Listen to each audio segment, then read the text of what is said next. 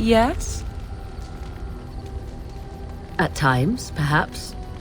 A world full of people and buildings and things was all very foreign to me. If I wished companionship, I ran with the wolves and flew with the birds. If I spoke, 'twas to the trees. Don't be foolish. I recall the first time I crept beyond the edge of the wilds. I did so in animal form, remaining in the shadows and watching these strange townsfolk from afar. I happened upon a noblewoman by her carriage, adorned in sparkling garments the likes of which I had never before seen. I was dazzled. This, to me, seemed what true wealth and beauty must be. I snuck up behind her and stole a hand mirror from the carriage. 'Twas encrusted in gold and crystalline gemstones, and I hugged it to my chest with delight as I sped back to the wilds. Flemeth was furious with me. I was a child and had not yet come into my full power, and I had risked discovery for the sake of a pretty bauble. To teach me a lesson, Flemeth took the mirror and smashed it upon the ground. I was heartbroken. And a foolish one. Flemeth was right to break me of my fascination. Beauty and love are fleeting and have no meaning. Survival has meaning. Power has meaning. Without those lessons, I would not be here today, as difficult as they might have been. They did indeed.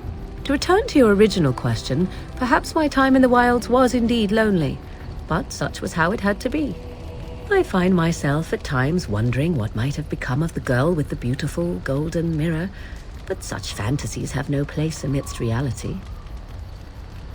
Yes? We are in camp, so 'tis as good a time as any. What's this? 'Tis a rather odd discussion you seem to desire, leaning in so closely. Not unless you stop.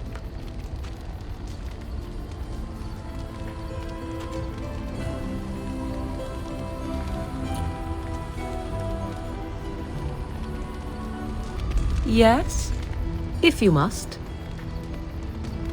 I was not born such. 'Tis a skill of Flemeth's, taught over many years in the wilds. The chastened have tales of we witches, saying that we assume the forms of creatures to watch them from hiding. When a child is alone and separate from his tribe, that is when we strike, dragging the young boy kicking and screaming to our lair to be devoured. A most amusing legend. Changing her form, certainly. Devouring lost children, I cannot say.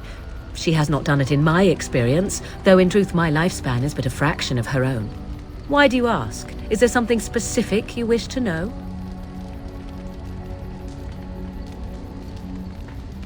Anyone with sufficient will, but the act of transformation is a magical one. 'Tis a spell and thus requires a mage's talents. Indeed, you could learn the spells required if I cared to teach you. The form of an animal is different from my own. One may study the creature, learn to move as it does, think as it does. In time, this allows one to become as it is. I gain nothing by studying another human. I already am the same as they are. I learn nothing. So the answer is no, my human form is the only one I possess.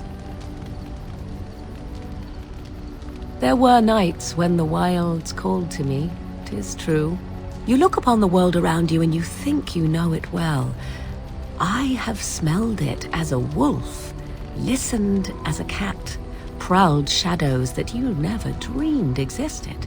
But my life is as a human. I am under no illusions to the contrary. They do not shy away from me. To their senses, I believe I seem like any other of their species. As to what they think, I truly cannot say. Just as I am still human, no matter my form, they are still animals. Thus they cannot speak, even were I to ask.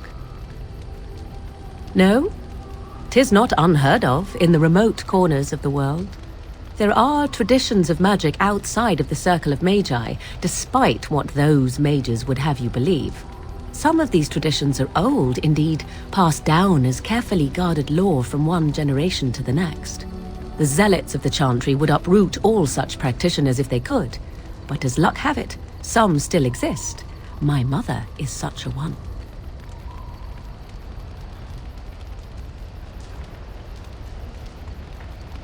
I'm shocked that you think so, being a mage of the circle as you were.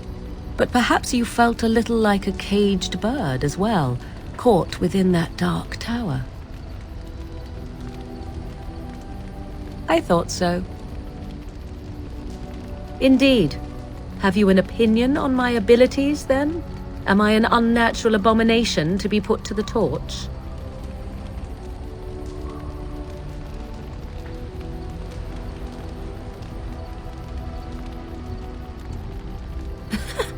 What a bizarre thing to say. But enough of such talk. Let us proceed, lest the dust gather on us.